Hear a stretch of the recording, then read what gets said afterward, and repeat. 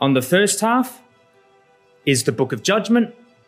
On the second half is the book of comfort. And of course, judgment and comfort are words that come out in their relative halves. And the hinge that holds it together are those two stories of Hezekiah. And you'd almost think that they didn't occur at the same time, yet they overlap. And the very scene of Sennacherib encircling around Jerusalem is the very scene that Hezekiah is sick unto death. And yet they're treated as two separate stories.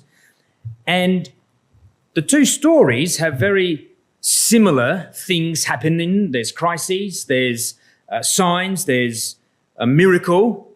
But the one difference is that this is all about Assyria, and this one is all about Babylon. This one's about Assyria dominating the then known world, and this one's about Babylon about to dominate in about 100 years' time, take over Assyria and dominate the then known world. And it's those two powers that Isaiah is going to demonstrate how God will save his people from the dominant Assyrian and from the dominant Babylonian. Isaiah's name, remember, meant the salvation of God. And in the past week, I've been listening to as much as I can on Isaiah, and I was just listening to some words of Uncle John. I call him Uncle still after all these years even. Uncle John Martin doing some stuff on Isaiah. And he described Assyria as the Nazi Germany of the ancient world. And I thought that was quite apt, because Isaiah describes Assyria in chapter 10 in this very way, how wicked and cruel and brutal they were. They had these exquisite ways that they had refined to kill human beings. And they had refined the process of torture and all the possibilities of how to die. And they were artists in that. And as we mentioned, you can go to the British Museum and see it on bas relief, their cruelty.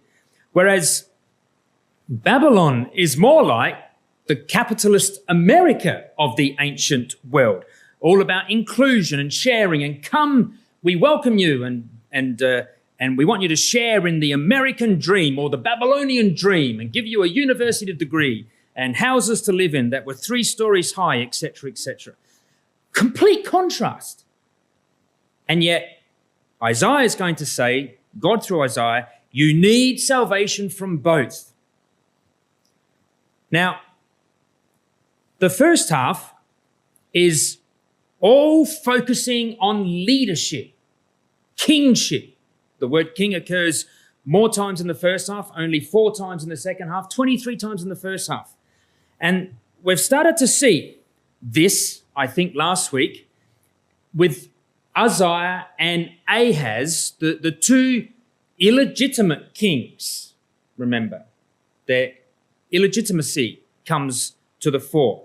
And God is going to show who is the legitimate king. And the whole of the first half is all about leadership and legitimate kingship. Are you going to trust in God's sovereignty, God's leadership? Or are you going to turn to the nations and go to Assyria for help, or go to Egypt for help, or seek the Babylonians for help? And so in the first half, there are the 4 prophecies of the coming king. But in the second half, we don't have anything about leadership. It's not about leadership in the second half. It's all about service. It's all about who do you serve, God or Babylon? And of course, do you trust in God's comfort? And there they were in Babylon thinking, we've got it pretty good here. There's lots of comfort here. We don't need any other help. Do you trust in God's comfort and God's salvation? So then we'll discover that there are 4 prophecies of the coming servant.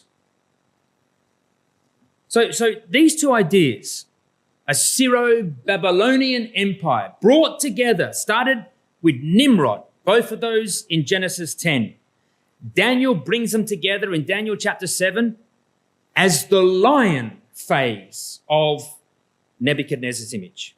And yet this lion has 2 parts to it, 2 aspects. It starts off on all 4s and then it stands like a man. You get the cruel lion power of Assyria, but then you get the friendly, I want to be your friend, man lion. The two aspects of sin in manifestation, and salvation is dependent on both being conquered. So two halves.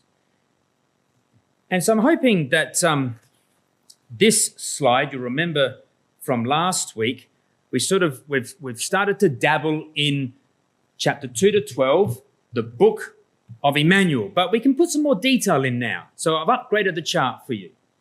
So let's just, not go too far. So chapter 2 to 12 was similar to the whole of Isaiah in that it also has two stories at the center of it, acting like a hinge. To chapter 2 to 12, you have these two stories about kings. And the one story is about a false king priest, Isaiah, trying to establish himself as a king priest. And so in the year that he died, Isaiah gets a vision in chapter 6 about the true king priest. But then the second story in chapter 7 to 12 is about the illegitimate son of David. In fact, it wasn't a son of David, was it? Come back to chapter 7. The northern kingdoms of Syria and Israel were seeking to dethrone Ahaz and put in his place, let's read it again in verse 6, they said, or verse 5 for connection, because Syria, Ephraim, and the son of Remaliah have taken evil counsel against thee, saying, let us go up against Judah and vex it, and let us make a breach therein for us, and set a king in the midst of it, even the son of Tabeel. So not even of the house of David, an illegitimate king. And so, of course, God sends Isaiah, and this time, instead of a vision, God through Isaiah gives a sign, the sign of Immanuel. And of course, we just started to touch on this sign of Immanuel. So we're going to start there this week again, brothers and sisters, and just take a few key quotes out of this second half to piece together the book of the King. The book of the King. So these two slides here we put up last class, but let's just remind ourselves so that we know why the sign of Immanuel was needed. We had chapter 6 and chapter 7 up to chapter 6 and then chapter 7 up to chapter 8 verse 20 as two stories where Isaiah is a character. He's a participant in the story. And so it's narrative, it's prose. And these act like a hinge. And everything in chapter 6, which was all about the proud Isaiah wanting to go up to the house of God, lifted up in pride, all of that language, and he was struck with leprosy, all of that language was found in chapter 2 to 5, wasn't it? The build-up to that section. And we won't be going through that again tonight. We're just reminding you that this hinge holds the two halves together. So everything in the story of chapter 6 finds its relevance in the build-up in chapter 2 to 5. The proud men and women of Israel, finding that they're going to have a scab in their forehead, the women particularly, just like Isaiah. Well, the same is true for the second story. Chapter 7 to chapter 8 verse 20 speaks about this sign of Immanuel, the coming king that God has promised, who would be the legitimate son of David, who would rule as king. Well, what we find in the second half of this book of the King, in chapter 9, 10, 11, and 12 are all aspects of who this Immanuel is, all the aspects of who this king is. So I don't think I need to read that on the screen there. You've probably read it while I've been talking. We've already mentioned it. That was the background to those two stories in chapter 6 and chapter 7 up to chapter 8, verse 20. And of course, God came with his answer. And the answer in the first one was a vision of the coming legitimate king priest. And we know he was a king because he was sitting on a throne. And we know he was a priest because he's wearing a priestly robe. The word train in chapter 6, verse 1 is a priest's garment. The legitimate king priest. And he was high and lifted up, not in pride, but in glory, as a manifestation of God. Because, just remind ourselves of this, come to chapter 6 and verse 5. At the end of verse 5, who did Isaiah see in vision? How did he describe this king priest? Well, he says at the end of verse 5, "For mine eyes have seen the King, Yahweh of hosts." This is God himself, says Isaiah. In manifestation, we understand that. This king is legitimate because he's a manifestation of God. Well, this sign in chapter 7 is exactly the same, because this sign is now going to show the coming legitimate son of David. And this son of David would not be arrogant. He would lap up God's word. He would eat it like butter and honey. We can read that in verse 15. "Butter and honey shall he eat, so that he may know to refuse the evil and choose the good." But the name that he's given is Immanuel. So this king, this son of David, is called Immanuel. What does Immanuel mean? Well, it means God with us. This king is God in manifestation. So both chapters show the legitimate king as a manifestation of God himself. Chapter 6, verse 5, chapter 7, verse 14. So you can see how these two stories are projecting forward to the legitimate king that God will provide. And on the throne in those days, you had the illegitimate kings.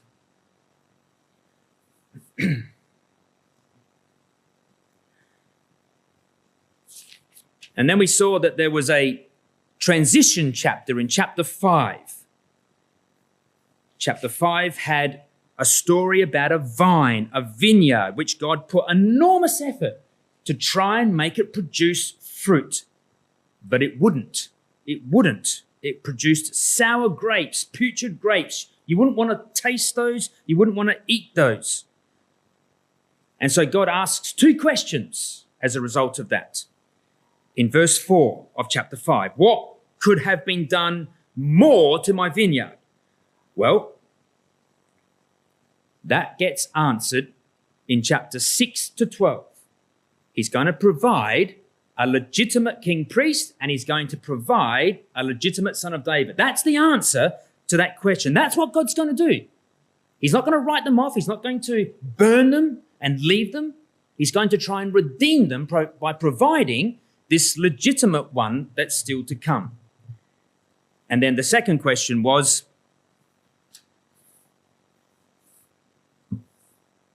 what more could have been done to my vineyard that has not been done in it? Wherefore, when I looked that it should have brought forth grapes, brought it forth wild grapes. Why did it bring forth wild grapes? Even when it did bring forth some grapes, they weren't very nice. They were putrid. Why did it do that? Well, the answer to that we saw last week was the rest of chapter 5. The 6 woes and the 4 therefores.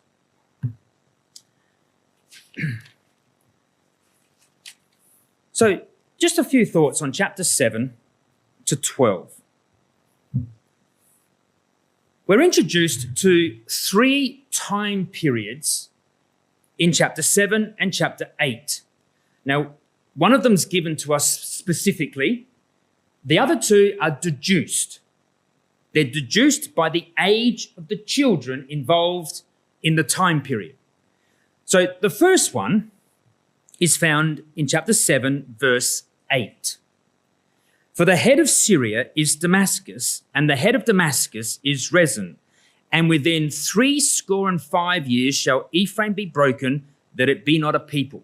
65 years. That's what Ephraim had before it would be totally taken and completely into captivity.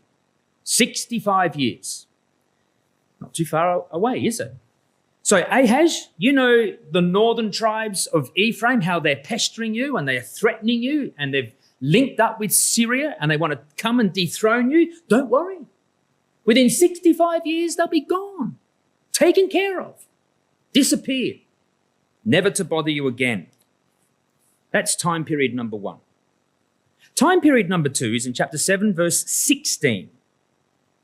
So we read verse 15 about this child called Immanuel who would eat butter and honey. Why? Well, so that he would learn what's right and wrong. But then it says in verse 16, for before the child shall know how to refuse the evil and choose the good, before it's old enough to know the difference between right and wrong, the land that thou abhorrest shall be forsaken of both her kings. So that northern kingdom, the confederacy lands of Syria and Ephraim, will be forsaken of both her kings before this child is old enough to know the difference between right and wrong. Now, the suggestion is that a Jewish boy had his bar mitzvah at 13 and was considered a servant before God, morally accountable to God's laws. So up to the age of 12, they are still progressing to learn between right and wrong. They're still eating butter and honey to know the difference. But by the age of 12, they're considered to be at the age of maturity. And they have their bar mitzvah. So within 12 years, Syria and Ephraim will be forsaken of both her kings. Time period number 2. And then come over to chapter 8 and verse 4, because there's another child that's mentioned, this time the child of Isaiah. His name is there at the end of verse 3. You all know what it is. It's one of the hardest, longest names to say in the Bible. Parents expecting a new child, look at this name for a choice. And I went unto the prophetess, and she conceived and bare a son. Then said Yahweh to me, call his name Maha-Shalal-Hashbaz. I wonder what that name would have been shortened to as a nickname. For before the child shall have, so here's another time period. For before this child shall have knowledge how to cry, my father and my mother. So before the child knows how to say mama and papa or dada, the riches of Damascus and the spoil of Samaria shall be taken away even before the king of Assyria. Assyria will come down and take away those things before the child is old enough to say mama and dada or daddy. I would say if you're a parent and you've gone through that, most children would probably know how to say those words somewhere between 2 and 3 years old, somewhere around there. Well, have a look at how precise Isaiah's message was. So these 3 coming time periods were all fulfilled. So in 734, it's suggested that Isaiah met Ahaz there at the upper conduit pool in chapter 7, verse 3, and gave these prophecies.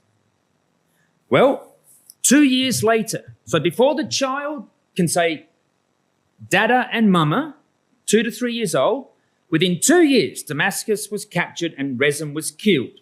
That's in 2 Kings 16, verse 9. So about 2 years later. Remarkable, isn't it? So very soon after this. Then in 722 BC, Samaria was captured and a large part of her population was carried off into captivity. Not all. but a large part in 2 Kings 17, verse 4 to 8. That's 12 years later. Before the child shall have knowledge of what's right and what's wrong. Before his bar mitzvah, 12 years old. 12 years later. And then finally in 669 BC, Esarhaddon, the king of Assyria, came down and put a complete end to Samaria by carrying the rest of the 10 tribes to Assyria and resettling Samaria with colonists from the Assyrian provinces. And we know them as the Samaritans. And they stayed on right through until the days of the Lord Jesus. And they're even there today, the Samaritans. It's about 400 of them or so, still found. All because of what Esarhaddon did way back in 669 BC, 65 years later. So this is real. This is Ahaz being told just how precise God is. And I'm going to provide a legitimate son of David, Ahaz. Don't you fear, don't you fret. And of course, Ahaz in his arrogancy had said, I will not ask a sign. I will not tempt God. Now just come back to chapter 7 and verse 14, because here's the sign. Therefore the Lord himself shall give you a sign. Behold, a virgin shall conceive and bear a son and shall call his name Immanuel. Now, there's a lot of controversy about the word virgin there. And some say, oh, that's the sign. I'm going to suggest that the sign is actually the name of the child. The name of the child is the sign. God's going to be with you. That's the sign. The word virgin there's one word in the Hebrew used predominantly for a virgin, okay? Belamoth, I can't remember it off by heart at the moment, but you'll be able to look it up and find it. Beluta, I think it is. That's not this word. That's not this word, okay? This word here is Alma, and it means a young, unmarried, or even a married woman that hasn't given birth to a child. And of course, Matthew, of course, picks this up. And when he uses the word virgin, he does use a word which means virgin in the Greek from the Septuagint, I would suggest. The same idea is used in the Septuagint, but not here. Because you see, this has a double application, doesn't it? Because we've just seen that this child is going to reach the age of 12 back here in its primary application in Isaiah's day. When it reaches the age of 12, one of those time periods will come to pass. So there's two applications to this Immanuel. And of course, the first application could not have been a virgin, just could not have been a virgin. And so this word here is really a word balancing between those two ideas of an actual virgin and a young, unmarried or not having given birth to a child, woman. So it begs the question, who is Immanuel? And I'm just going to suggest this because there's too many suggestions, information to go through to provide reasons as to which one it might be. But the first is that it's the son of Isaiah that we just read about in chapter 8 and verse 4. Maha-shalal-hashbaz. And the reason that's given us a suggestion is because the language is similar. Because for Immanuel, it said in verse 16 of chapter 7, for before the child shall know.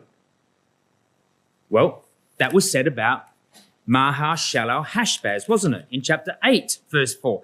For before the child shall have knowledge. And so it's suggested, because the language is similar surrounding these two children, that they must be the same. And the other reason that's often suggested is because when Ahaz began reigning at the age of 20, his sole reign, Hezekiah was already 9 years old. And so how could Isaiah come to Ahaz at the beginning of his reign, give this prophecy when Hezekiah is already 9 years old? Well, that hasn't stopped some suggesting that it is Hezekiah, the son of Ahaz. And I'll come back to that one in a moment on another slide.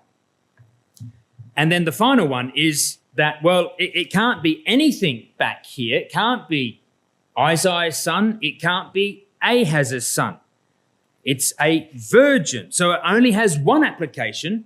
It must be the Lord Jesus Christ and the Lord Jesus Christ only. So some of you might have purchased Brother Carl Parry's new book on Isaiah, and I notice he suggests the first one, the son of Isaiah, and many brethren do. I've been listening to talks on Isaiah. I was listening to Brother Stephen Whitehouse during the week, and the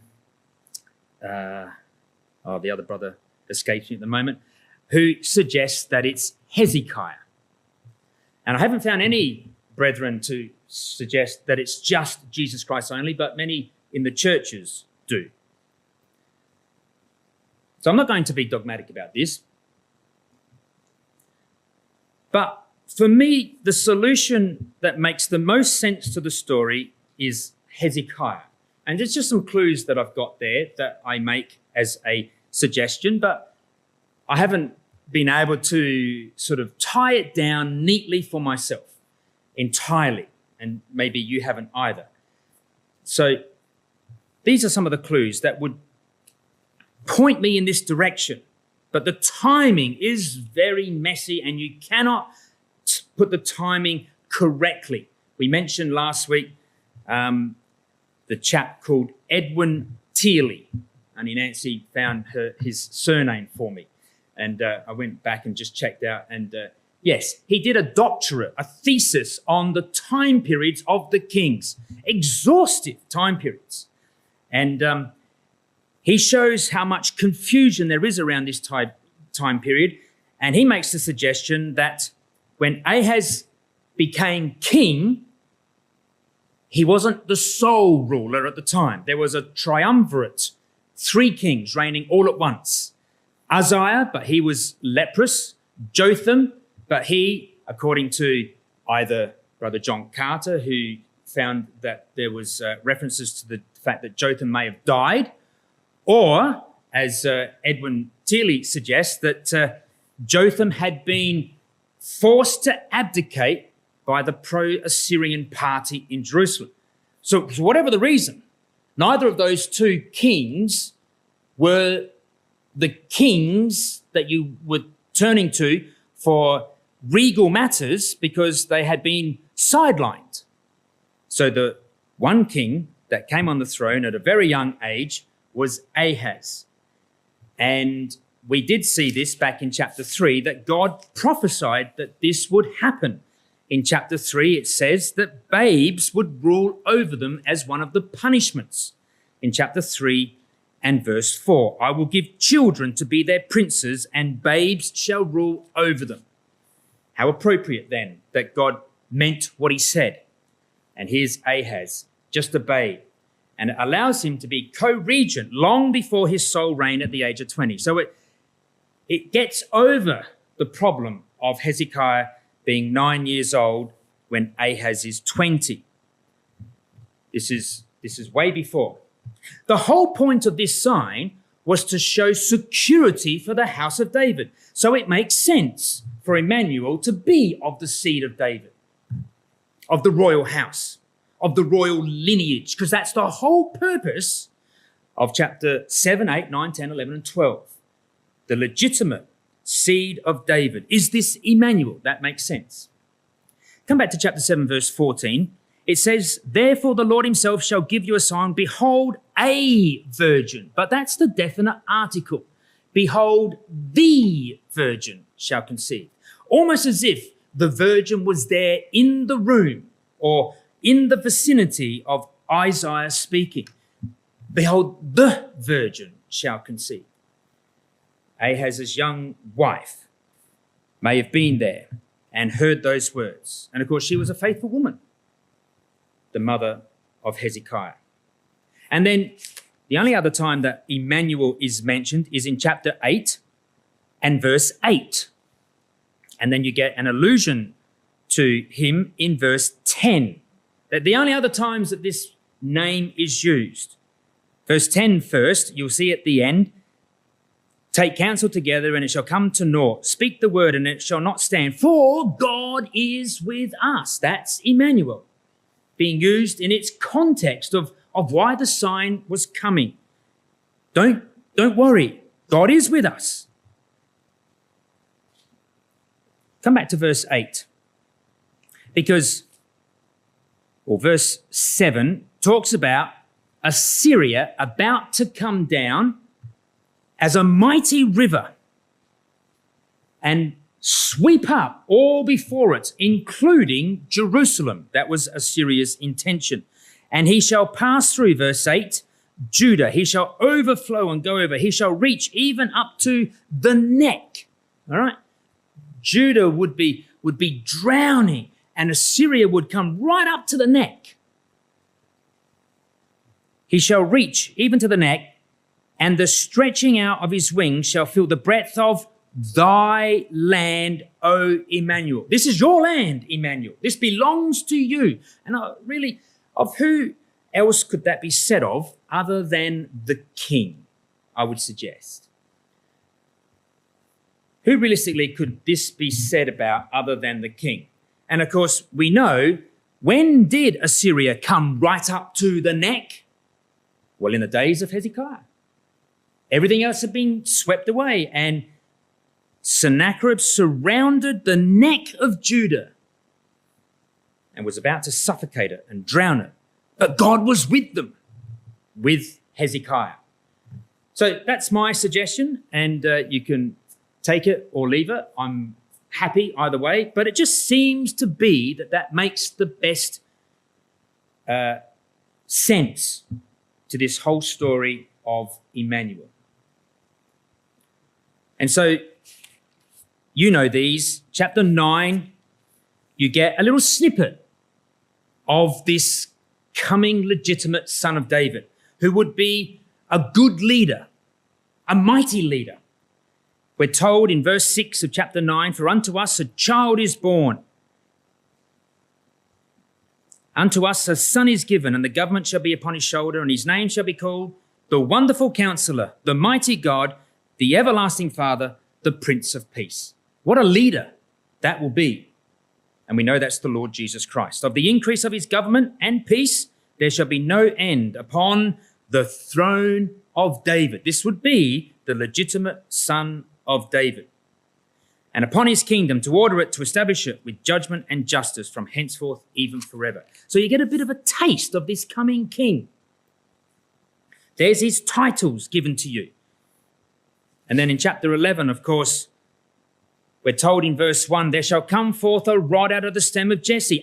So this is also this legitimate son of David. See, it all comes out of chapter 7, doesn't it? It's expanding on the hinge. A branch shall grow out of his roots, and the spirit of Yahweh shall rest upon him, the spirit of wisdom and understanding, the spirit of counsel and might, the spirit of knowledge and of the fear of Yahweh, and shall make him of quick understanding in the fear of Yahweh. He shall not judge after the sight of his eyes, neither reprove after the hearing of his ears. This is the caliber of the coming king. What a king that will be.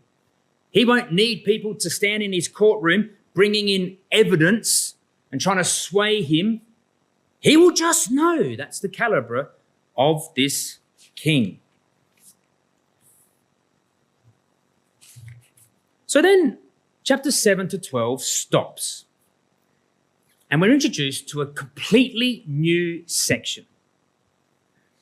You can see on the screen there, we get this section called the burdens, and then it follows on with the woes before we come back to more prophecies of the coming king. So we've had a taste of this coming king. We've had a taste of his titles. We've had a taste of his caliber.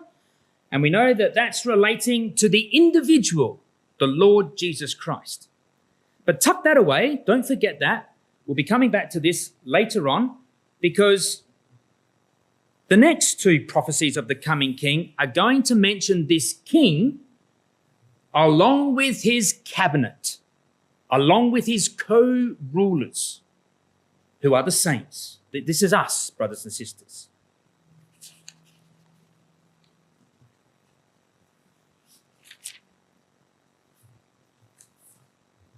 So chapter 13, now you'll see on the screen that I've got the book of burdens. It goes from chapter 13 to 27. But when looking at the word burden, and come to chapter 13 now, you will see in chapter 13, verse 1, it opens with, and it's a dramatic change, isn't it, from chapter 2 to chapter 12. The burden of Babylon. The burden of Babylon. And you go through and you find that there are 10. So I've gone and coloured them.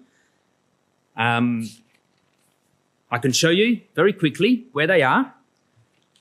I've coloured them in dark green for my Bible, and they just stand and lift off the page. So we've got the burden of Babylon. Then in chapter 14, verse 29, or verse 28, in the year that King Ahaz died was this burden. So a new burden. It's the burden of Palestina. Then in chapter 15, verse 1, we have the burden of Moab. So this is burden number 3.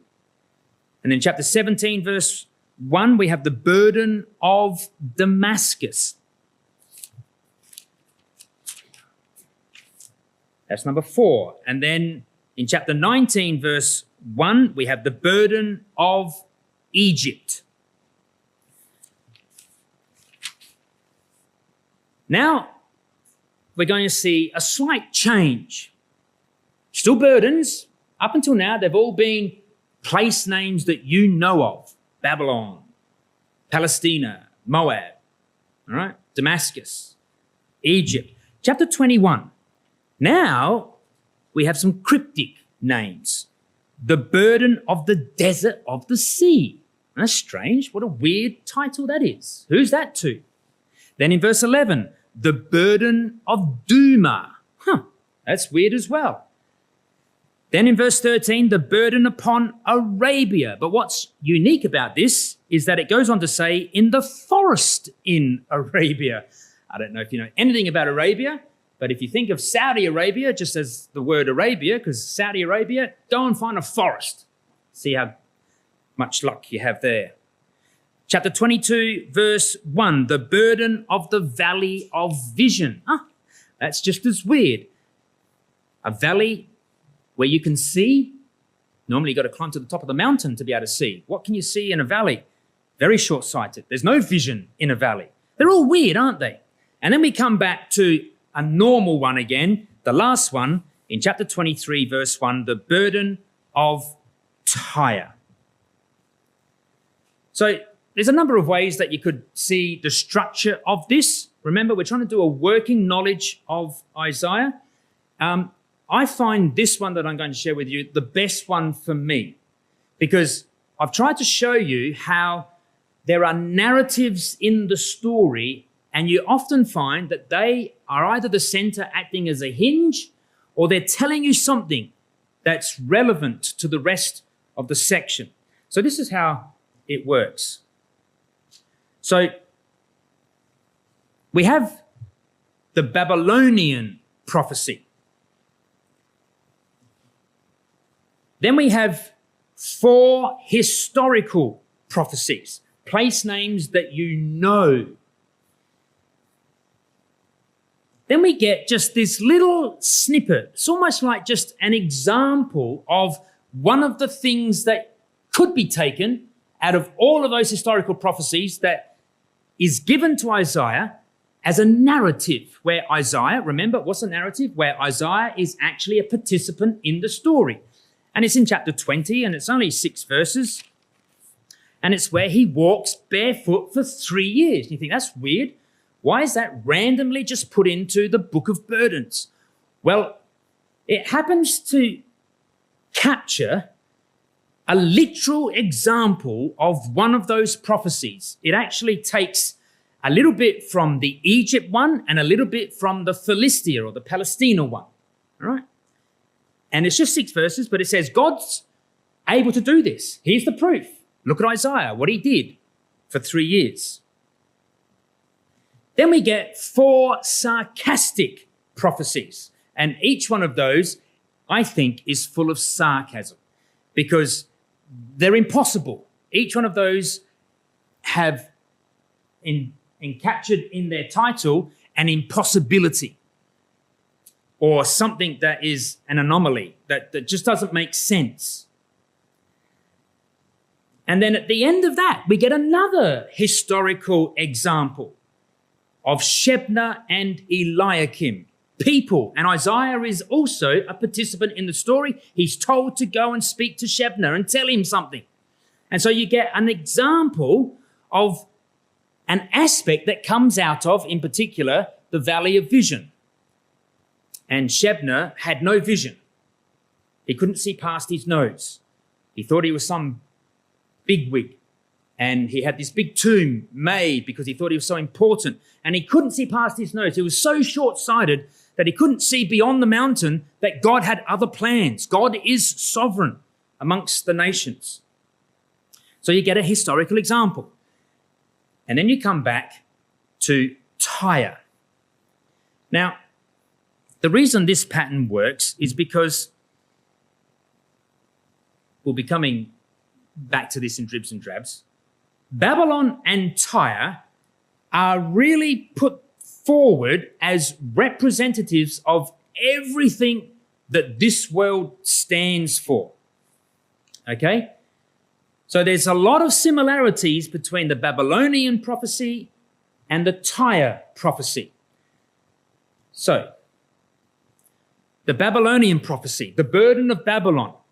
Babylon is called the glory of kingdoms, all right? The beauty of the Chaldees' excellency. It's called the golden city. And of course, as an empire, it had impact on the whole then known world. Babylon, in Daniel's prophecy, was like the big tree which all the birds came to rest under the shadow of. Babylon was the world. Well, what about Tyre? Well, in chapter 23, we get very similar language because Tyre also had a major impact on every part of the then known world because it was like the banking system of the then known world. It's a bit like the city of London is today. All the trade went through Tyre. It was called the crowning city. It was called the pride of all glory. It was called the merchant city. It was the marketplace for the nations.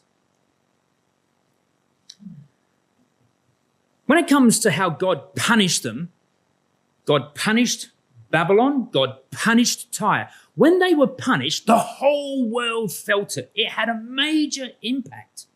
Come to chapter 13, verse 11, because it says in chapter 13, verse 11, I will punish the world. Well, no, he's not. He's only punishing Babylon. It's not the world. Well, it's like he's punishing the world because Babylon infiltrated every part of the then known world. They had their finger in every pie, didn't they? They were the center of civilization. So when God punished Babylon, it's like he's punishing the world. Everybody felt it. We'll come to chapter 23 and verse 11. The same is said about Tyre. Verse 11, he stretched out his hand over the sea. He shook the kingdoms. You touch Tyre, you impact everybody else's trading because they all came through Tyre. And you shut down Tyre and you shut down the world. They all felt it. So Babylon and Tyre bookend the book of burdens because they both are representative of man's glory. They're the epitome of man's kingdom.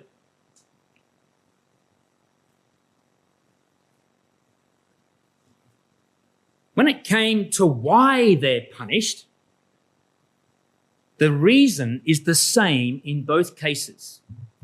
It's because of their pride. In fact, for Babylon, it says, because of the arrogancy of the proud to cease. Can you remember when we put up Uzziah and Ahaz? And we saw how God was going to punish these two men because of their pride, Uzziah, and their arrogancy, Ahaz. You see, God will punish arrogant pride regardless where it is. He does it with his own people, and he does it on a national scale and a worldwide scale. And so, of course, Babylon will have their haughtiness laid low. Haughtiness. And of course, Uzziah went up, lifted up in pride and haughtiness to the house of God and was struck down. Well, same with Babylon. What about Tyre?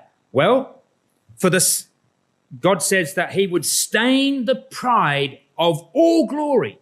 He's talking about Tyre. Tyre's glory would have a stain on it, would have a mark on it by God. He will bring in contempt all the honourable of the earth. And of course, the honourable there are in quotation marks. They're the so-called honourable of Tyre. These honourable men of Tyre, lifted up in their pride. God says, I'm going to bring in contempt all those honourable men. Now, what further ties this all together between Babylon and Tyre as being the bookends of these 10 burdens is that, and I know I'm talking to an audience that knows this, if you do a study of Revelation, particularly Revelation 17 to 19, the apostate church of Rome is likened to two powers in the Old Testament that come up time and time again. You go down the center margin of Revelation 17, 18 and 19 and find all the links back to Babylon and back to Tyre. Not just here in Isaiah, also in Ezekiel as well and other places. They both are symbols for the Roman Catholic Church that God is going to bring down. So that's why they are the bookends.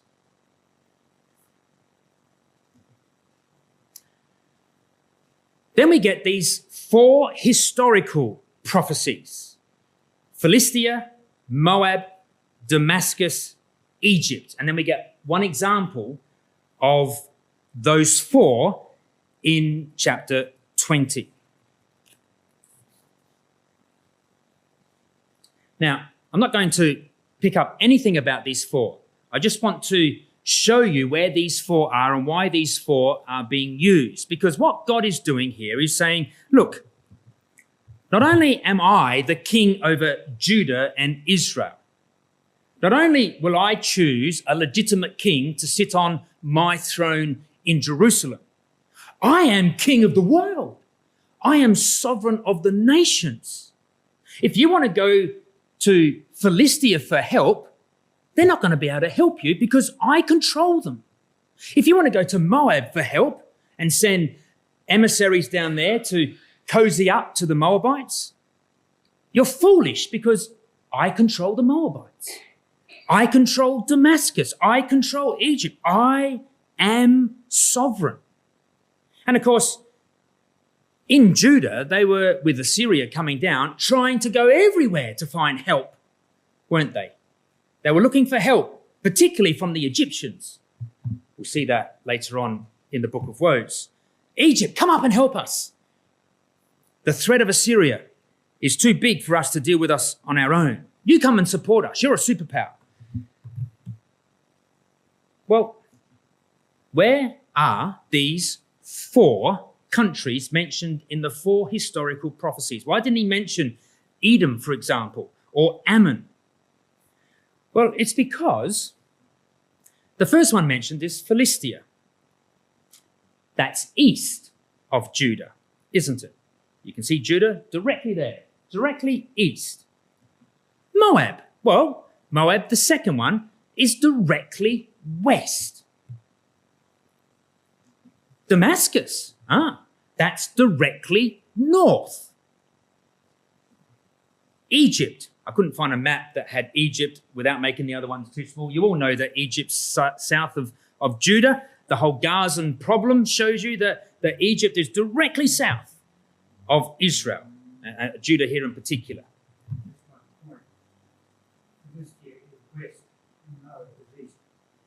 You're right. I am dyslexic, obviously, without knowing. Yeah, we're lucky we haven't turned it upside down as well.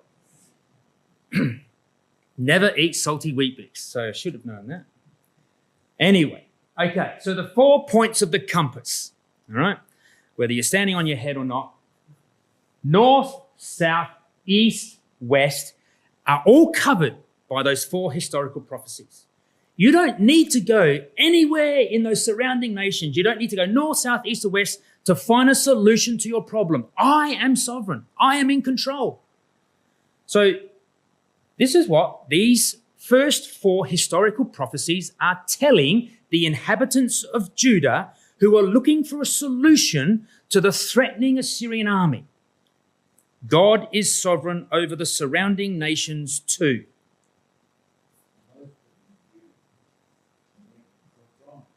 That's right. That's right. But God is in control not just of Judah, he's in control of the world. He setteth up over it whomsoever he will. Daniel chapter 4 tells us. We write that on our little forms for conscientious objectors when a ballot comes around, don't we? We say God will put on the throne of any kingdom whomsoever he will. So that's followed up by a little example, just to give you a taste of what God means in chapter 20. I'm not going to go into the background to this story. You can look this one up yourself. Sufficing to say, and I've just put it on the screen, I'm just going to read that out so you get a bit of an idea of what we mean by an example of one of those prophecies coming to fruition. So you want to go to Egypt for help. Okay. And there was the Egyptian party in Hezekiah's court, wasn't there? Who were saying, we should be going down to Egypt. And of course, under Hezekiah, there was the threat from the Egyptian party to cause all sorts of trouble if they didn't allow someone to go down and cozy up to the Egyptians. Well, what do they like at helping? Well, here's an example. The crushing of the Egyptian-backed Philistine revolt against Assyria in BC 713 to 711 is what's being referred to in chapter 20. The Assyrian king Sargon ended the revolt by destroying Ashdod, one of the cities in Philistia, and chasing Yamani, who was the king in Ashdod, who fled down to Egypt saying, I need your help. I need refuge down here. You were going to come and help me, but of course, Assyria took charge and routed Ashdod and then came down to Egypt. And what did the Egyptians do? Well, they gave up Yamani to the Assyrians and said, here he is. You're too big a threat to us. We cannot take you on. So this is an example from the burden of Philistia, number 1, and the burden of Egypt taking place. Don't trust Egypt. They are powerless to help. That's the example. So then, what about these 4 sarcastic prophecies? Well, these go from chapter 22 to 23. I mentioned that they're sarcastic. What do we mean by this? Well, take the first one. We'll just finish up on these. We're not going to get on to, I think, 24 to 27 at all. We'll leave that for next class. The 4 sarcastic prophecies. Have a look at chapter 21. The burden of the desert of the sea. Think about where Babylon is on a map, okay? And think the river Euphrates and the Fertile Crescent and the most luscious place of the then known world. You wouldn't call it a desert, would you? All right? It was the hub of the then known world because of the natural water resources that were found in the river Euphrates. The whole area was green. And yet this prophecy says it's going to become a desert. Bit sarcastic. Duma.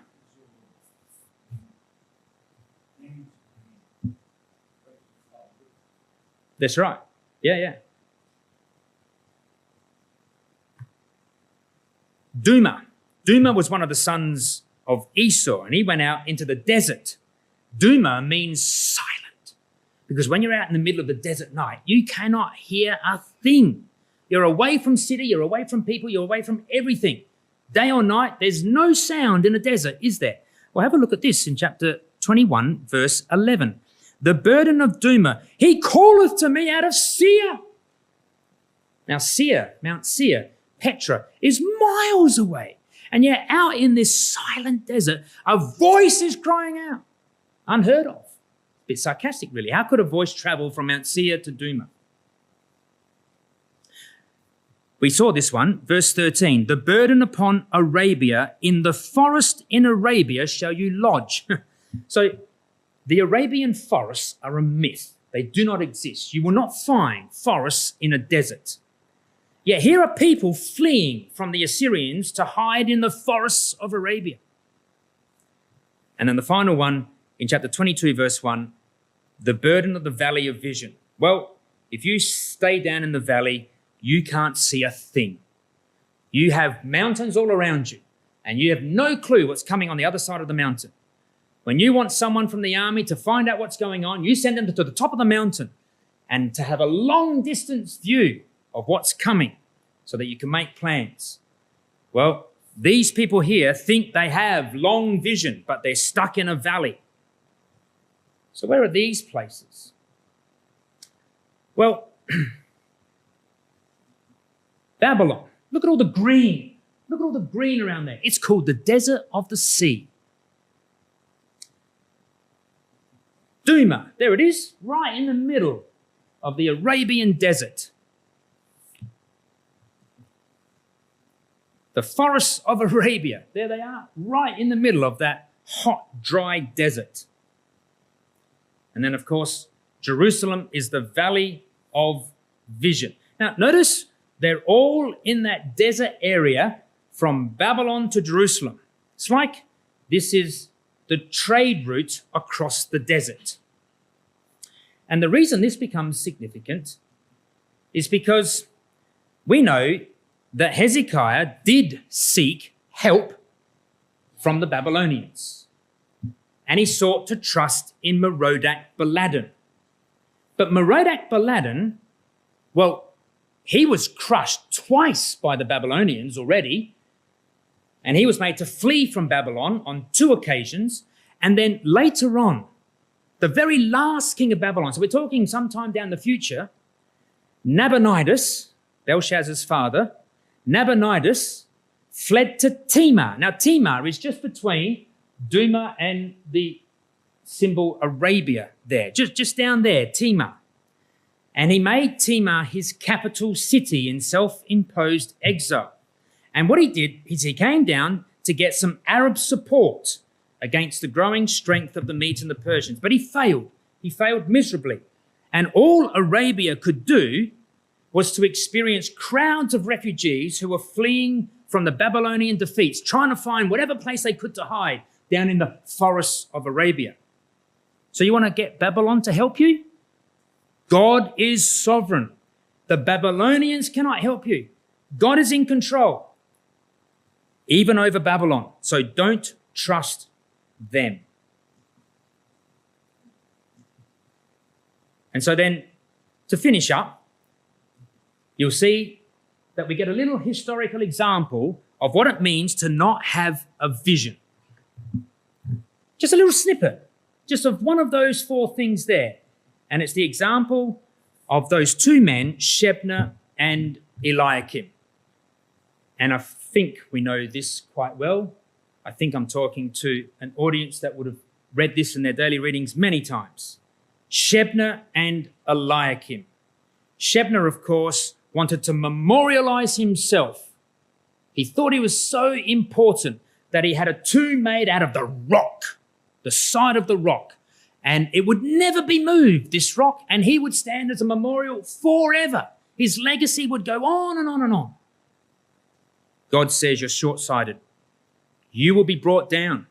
You will be demoted. You will not be over the house anymore. You will not carry that key anymore. You will be demoted for your short-sightedness in this valley of vision. And the key was given to Eliakim, who was promoted by Hezekiah. You can see there that the roles switch from chapter 22 to chapter 37. And Eliakim was promoted over the house of Yahweh, and he became like a nail. It's not really a nail. It really means a peg that you hang things on.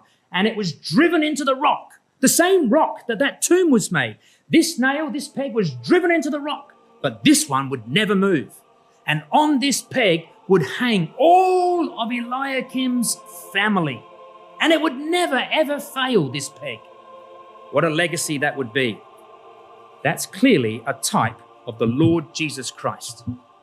And so you get just a little snippet, brothers and sisters, an example of how God is in control of the nations.